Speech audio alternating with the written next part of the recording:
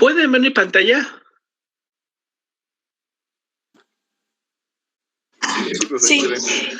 Bueno, vamos a hacer nuestro repaso. Miren, en realidad podemos hacer ya un repaso de todo el curso. Vamos a poner el repaso del curso.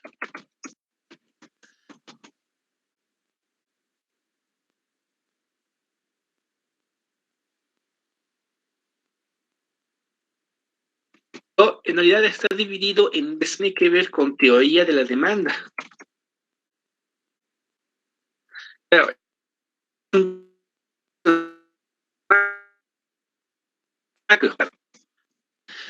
¿qué se ve aquí? Bueno, aquí lo que se ve en realidad es el modelo ISLM y el modelo Munden-Fleming, ¿no? O el modelo Munden, el modelo ISLM para economías abiertas. Entonces, aquí lo que nos preguntábamos era, ¿cómo afecta la política fiscal y monetaria al ingreso y, por tanto, a la demanda? Estas son nuestras grandes preguntas, ¿no? ¿Cómo los cambios en la política económica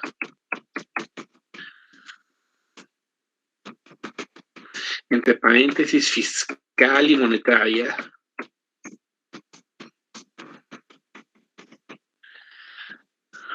modifican el ingreso, por tanto,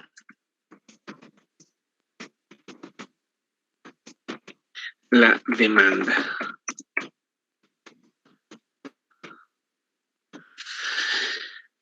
Y aquí tenemos varias respuestas, ¿verdad? En realidad lo que decíamos es, bueno, en el modelo ISLM,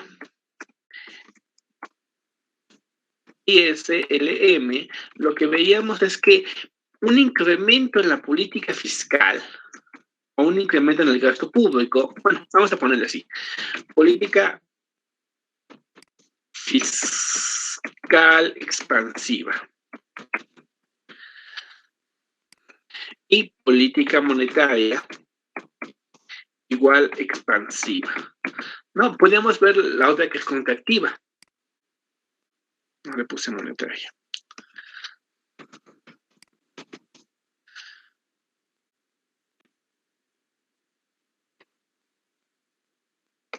Y entonces decíamos, bueno, una política fiscal expansiva es como, por ejemplo, un incremento en el gasto público, ¿no?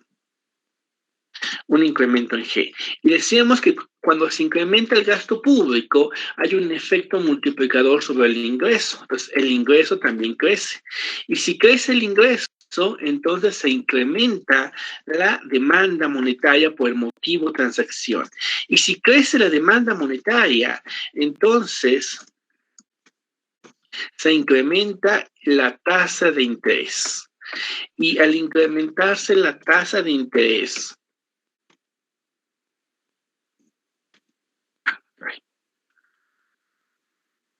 se reduce la inversión y por tanto se reduce un poquito el ingreso, ¿verdad? Sin embargo, decíamos que esto era la diferencia entre el multiplicador keynesiano y el multiplicador fiscal, la reducción de tasa de interés. Pero al final del día lo que había es que el ingreso se incrementó y con él se había incrementado la demanda. La demanda agregada, ¿no? Y luego decíamos, bueno, esto pasa cuando es la política fiscal, bueno, cuando hay un incremento en el gasto público. ¿Qué pasa cuando hay un incremento en la demanda monetaria? Perdón, en la oferta monetaria. Bueno, decíamos que si se incrementaba la oferta monetaria, entonces se reducía el interés.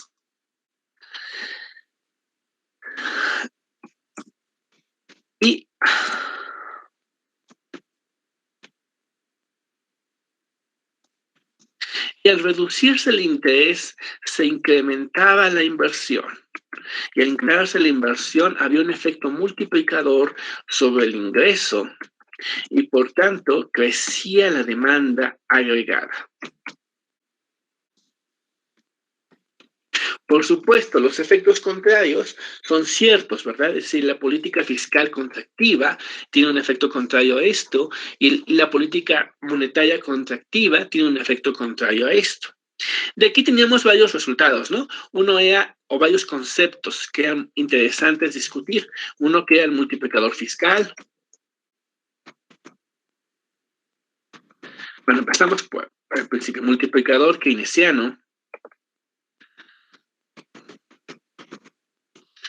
Multiplicador fiscal.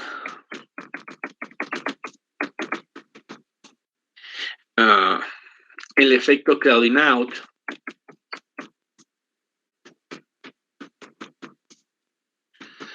Aquí lo dividíamos, ¿no? Entre parcial y total. Y el efecto crowding in.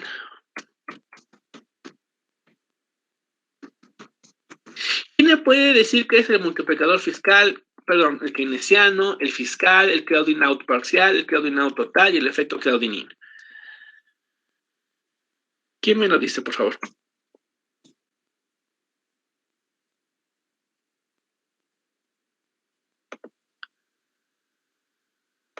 Sé que hay tantos. Alejandro.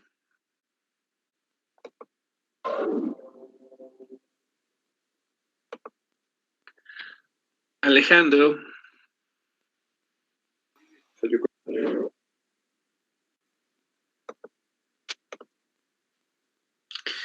Alejandro López Callejas. Mande, profe. Recuérdenos el concepto de multiplicador keynesiano, multiplicador fiscal, efecto crowding out parcial y total y efecto crowding in. Sí, espéreme.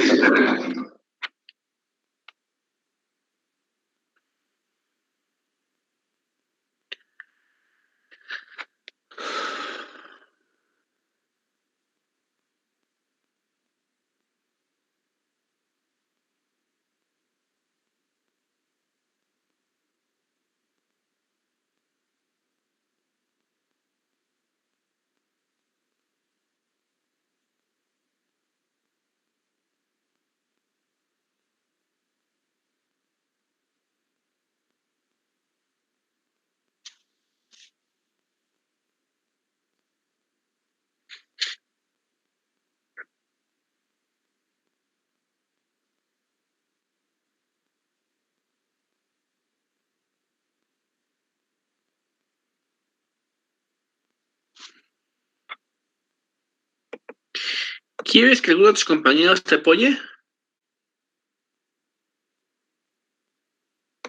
Si se puede, sí, por favor. Ok, entonces vamos a preguntarle a Brian. Ya sé, Brian, nada más dos. Dime el multiplicador fiscal y el keynesiano. Pues el keynesiano es el cambio en el ingreso con respecto a la inversión. No.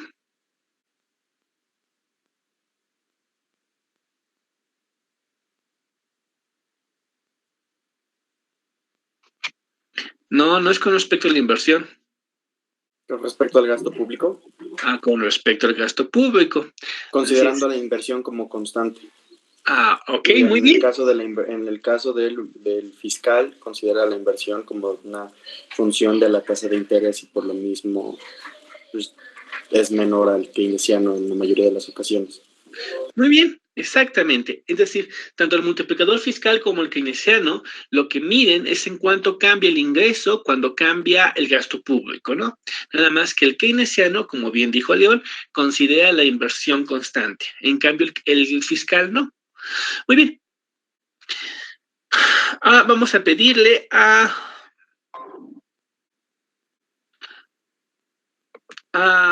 déjenme ver dónde están. César Vázquez Valencia, que nos diga qué es el efecto crowding out.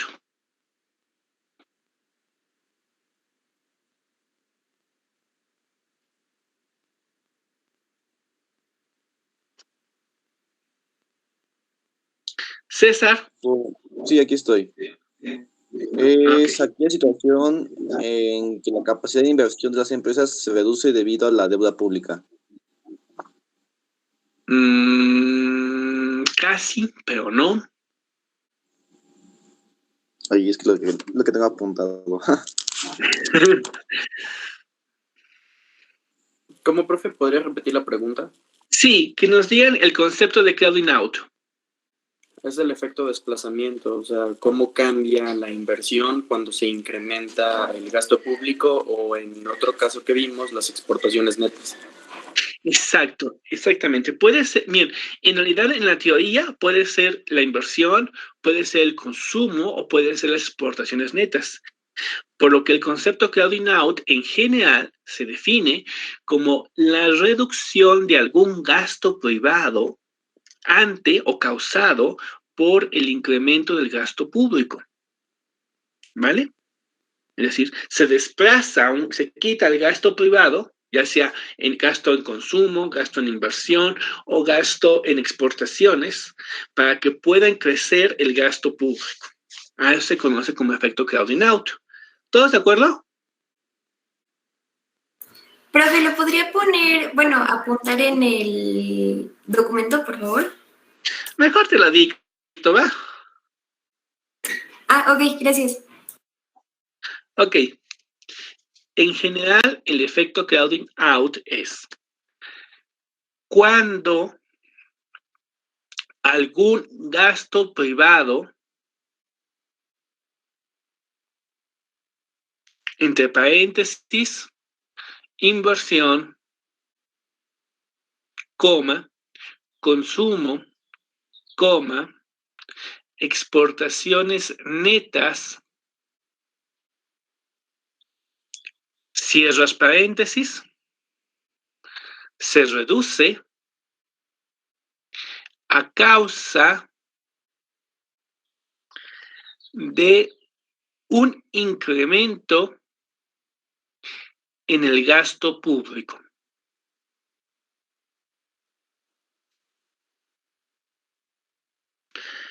¿Listo, Laura? Sí, muchas gracias. De nada. Jacqueline Santos. Ya que vimos que es el crowding out, explícame, ¿qué diferencia hay entre crowding out parcial y total? Parcial y total. Sí lo había notado, pero quiero acordarlo.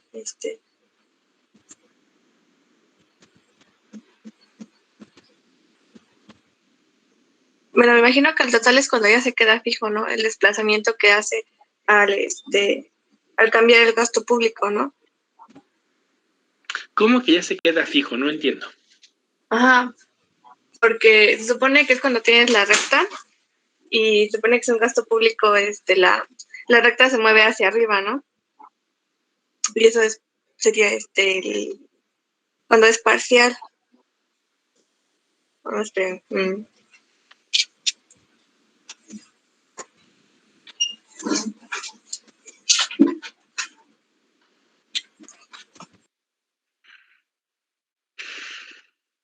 O sea, en total, cuando, por ejemplo, el gasto se incrementa en 1, se reduce en 1.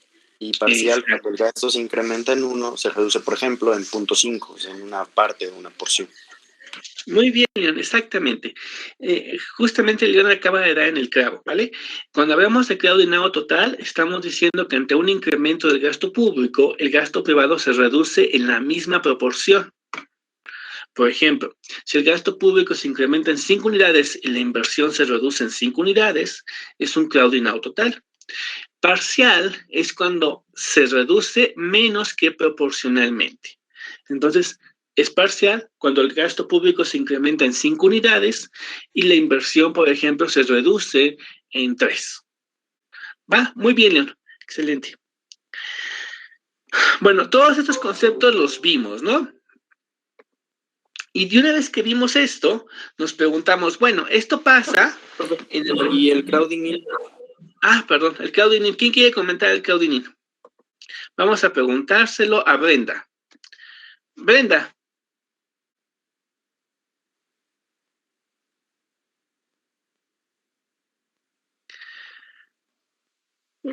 Espera.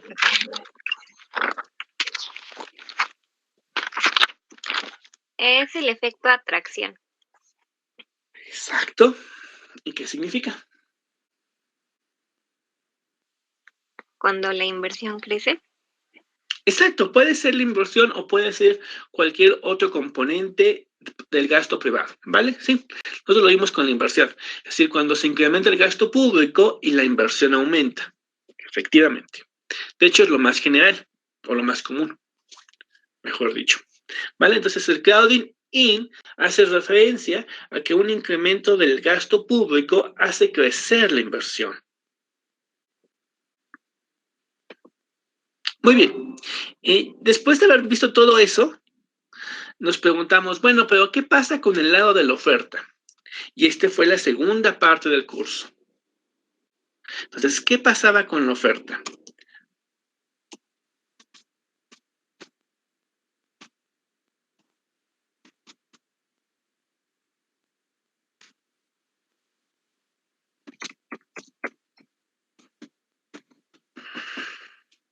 Y para ver la oferta agregada, lo primero que vimos fue el mercado de trabajo. Hicimos un enorme paréntesis sobre la distribución, pero no lo vamos a meter por el momento, ¿vale? Solo mercado de trabajo. Entonces, decíamos, ¿de qué depende el nivel de empleo? Vamos a preguntarle a Alex Valdés Jacinto. Alexa, perdón. ¿Me puede repetir la pregunta, por favor? Y claro que sí. ¿De qué depende el nivel de empleo? En la teoría no clásica, claro.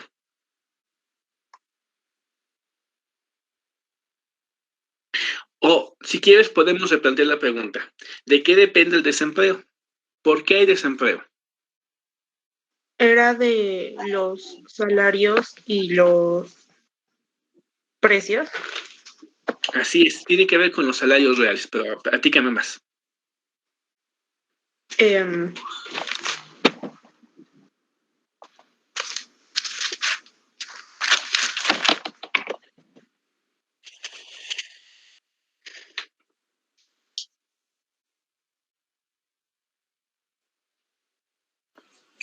No es que con una reducción en los salarios reales, igual aumentaba la demanda de trabajo. ¿Otra vez qué? Perdón, César, no te escuché. No es que una reducción en los salarios reales aumenta la demanda de trabajo. Muy bien, eso es cierto. Entonces, ¿cómo se explica el desempleo? Es porque el salario real está arriba del salario de equilibrio, ¿no? Algo así. Muy bien, muy bien. Jared y César, ustedes muy bien. En realidad, lo que teníamos es que, según la teoría, la demanda de trabajo se comporta como cualquier otra demanda, ¿no? Y entonces, esta depende de su precio. Y su precio es el salario real. Entonces decíamos, es como una demanda de manzanas. Si se incrementa el precio de las manzanas, la demanda cae. Igual aquí, si se incrementa el precio del trabajo, la demanda cae. Es decir, si hay una relación inversa entre salario real y demanda de trabajo.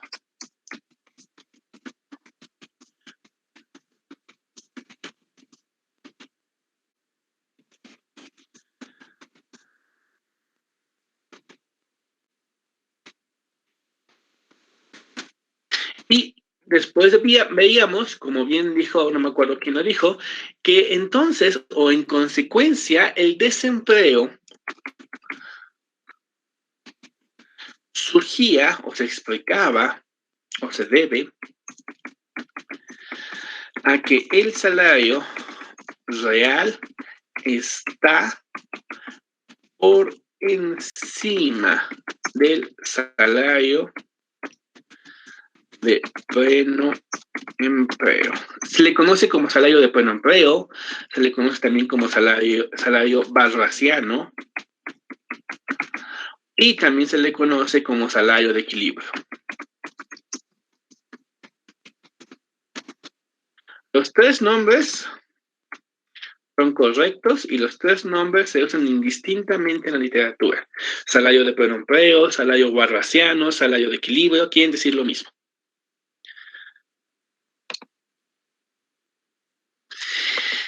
Y ya que teníamos la explicación sobre qué determinaba el empleo, entonces construíamos nuestra síntesis neoclásica, ¿verdad?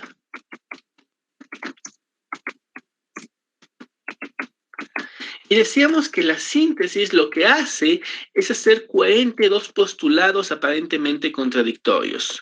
Y los postulados aparentemente contradictorios que intenta hacer coherente es el postulado clásico y el postulado keynesiano.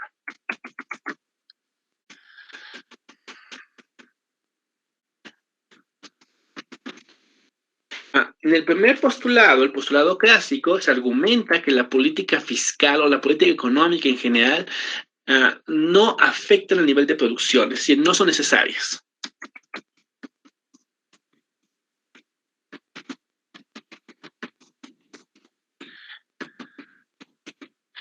En el segundo postulado, en el postulado keynesiano, se afirma todo lo contrario, ¿no? Que la política económica, fiscal y monetaria son necesarias para hacer crecer la economía.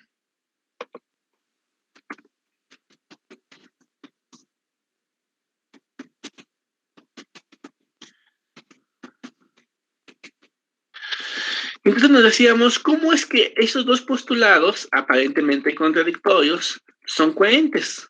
Y decíamos, bueno, es que en el modelo clásico, o en el mundo clásico, suponemos salarios o precios de salarios flexibles.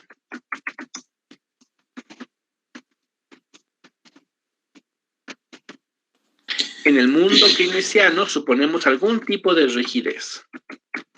Nosotros supusimos salarios rígidos. Pero hubiéramos podido suponer precios rígidos y el resultado no sería tan distinto. ¿Vale? Una vez que hacemos eso, decimos, bueno, pues resulta que en el modelo clásico, efectivamente, hay lo que se conoce como neutralidad monetaria.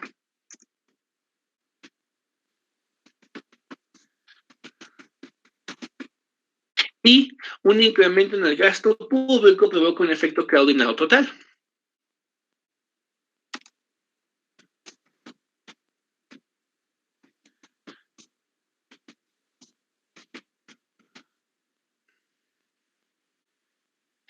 En cambio, en el modelo keynesiano, por ejemplo, la moneda es no neutral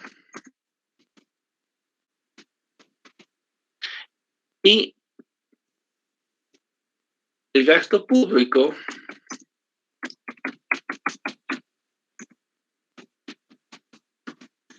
es capaz de incrementar la producción y el empleo. Y nos preguntábamos cómo era esto, ¿no? ¿Cómo era esto posible? ¿Cuál era la cadena lógica? O la cadena de eventos que generaba esto. Empezamos con el keynesiano porque recordamos que el keynesiano es el de corto plazo. Entonces decíamos, supongamos, por ejemplo, un incremento en el gasto público.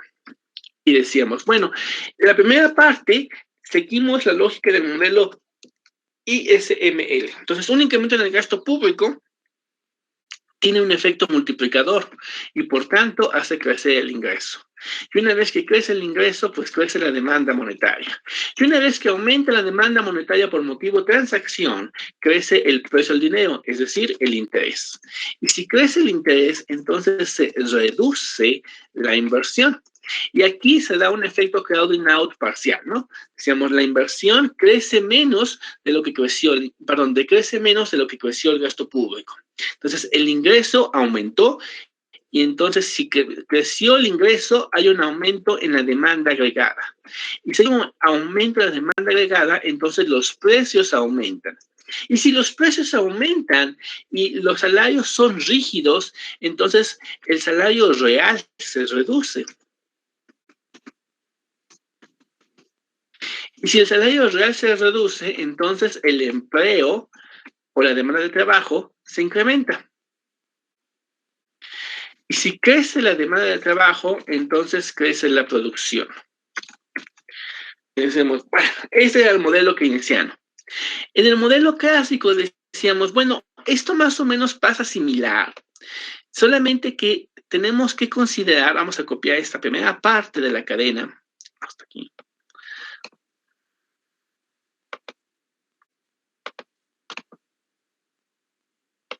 Solo que tenemos que considerar que en el largo plazo los salarios también crecen. Entonces los salarios nominales se incrementan en el mismo monto en que creció la inflación y por tanto el salario real no cambia. Si el salario real no cambia, entonces tampoco cambia el nivel de empleo y tampoco cambia la producción. Y si no cambia la producción, entonces el incremento en la oferta monetaria lo único que va a hacer es, en la inflación, lo único que va a hacer es reducir la oferta monetaria en términos reales, o los saldos monetarios reales, como le quieran llamar. Hay una reducción de la oferta monetaria en términos reales. Y si la oferta monetaria en términos reales cae, entonces el interés vuelve a subir. Y si el interés sube, entonces baja la inversión.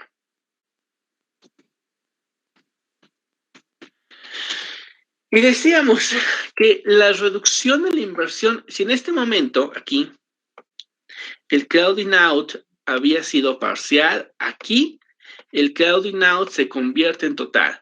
Es decir, la suma de esas dos reducciones equivale al incremento del gasto público y por tanto el ingreso vuelve, o la demanda vuelve a donde estaba. Retorna al punto de partida, ¿no? Y decimos, este es el modelo keynesiano.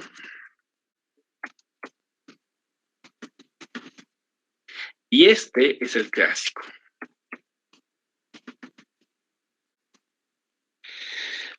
También vimos qué pasaba con la política monetaria, ¿no?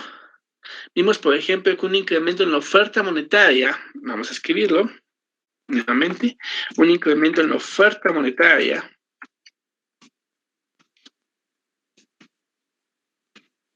reducía la tasa de interés. Y al reducirse la tasa de interés se incrementaba la inversión. Y al incrementarse la inversión había un efecto multiplicador, el cual incrementaba el ingreso. Y por tanto, se incrementaba la demanda agregada. Y al incrementarse la demanda agregada se generaba inflación.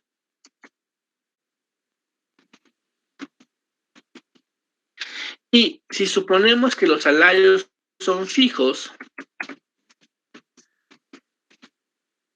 entonces el salario real se reduce.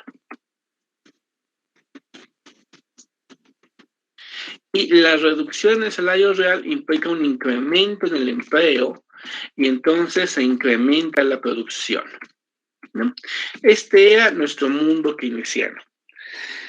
Nuestro mundo clásico copia la primera parte de lo que pasaba hasta inflación. Copiamos la primera parte tal cual.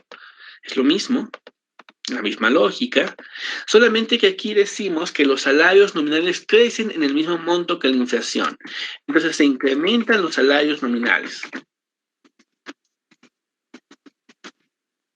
Por tanto, salario real fijo. O sin cambios, vamos a ver sin cambio. Si el salario real no cambia, entonces el nivel de empleo tampoco lo hace y la producción tampoco lo hace.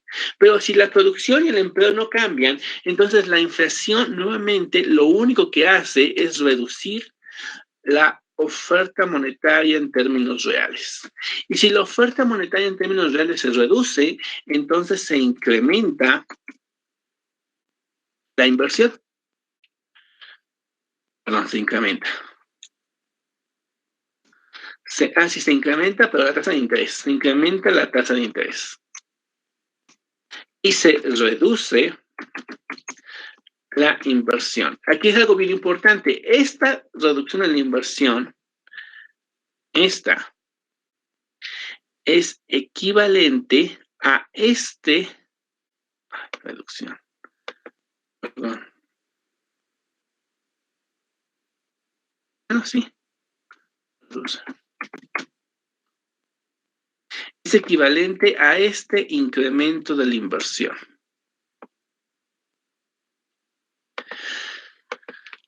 Y por tanto, al final del día, la tasa real de interés no cambió.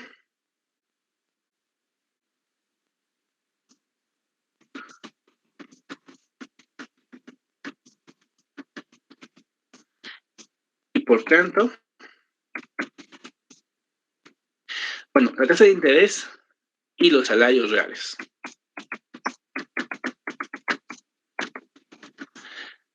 No cambiaron. Y por tanto,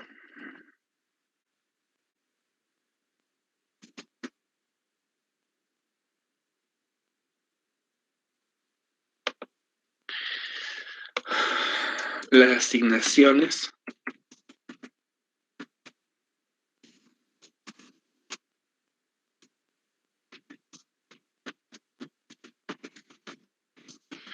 no se modificaron. Y a esto llamamos neutralidad monetaria.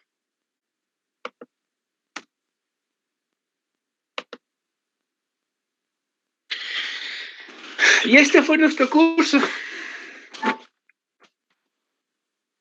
¿Dudas?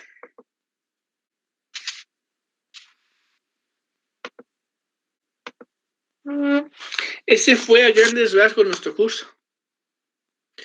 ¿Dudas, muchachos? ¿Comentarios? Había comentado que cuando es la síntesis, bueno, como es síntesis neoclásica del apartado clásico y keynesiano, eran válidas una a corto plazo y a largo plazo. ¿Cómo es que se unen estas dos? Es lo que acabamos de mencionar, César. Mira, el corto plazo es el keynesiano. Entonces, en el corto plazo lo que se dicen es que los salarios son rígidos. En el largo plazo, los salarios y los precios todos son flexibles. Si te das cuenta, cuando hacemos nuestro análisis, lo primero es igualito. Y lo que va a cambiar es esto. Aquí, por ejemplo, decimos reducción del salario real, ¿no? Porque estamos suponiendo salarios nominales fijos. Aquí decimos salario no cambia. Bueno, me falta poner salario real. Salario real no cambia porque estamos suponiendo que los salarios se incrementan en el mismo punto que la inflación. Entonces, de este punto a este punto, lo único que hay es tiempo, según la teoría. Es decir, en el momento en que los salarios reales permanecen fijos, perdón, los salarios nominales permanecen fijos, y en el segundo momento, cuando los salarios nominales cambian y el salario real permanece fijo. ¿Me explico? Sí, profe. No, ¿de qué? ¿Quién más tiene dudas, muchachos?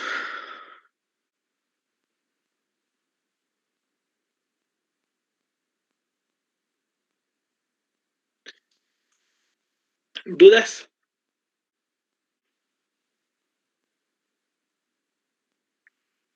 Bueno, voy a buscar, porque creo que tengo material de este tema. Lo voy a buscar y si lo tengo, se los envío hoy mismo, ¿vale? Lo checan, estudien un poquito más y si alguien tiene dudas, nos vemos el viernes, ¿vale?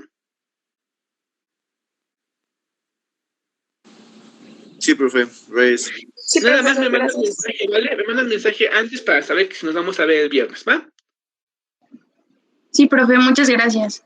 Sí, No, gracias. ustedes, muchachos. Bye. Hasta luego, buen día. Buen día.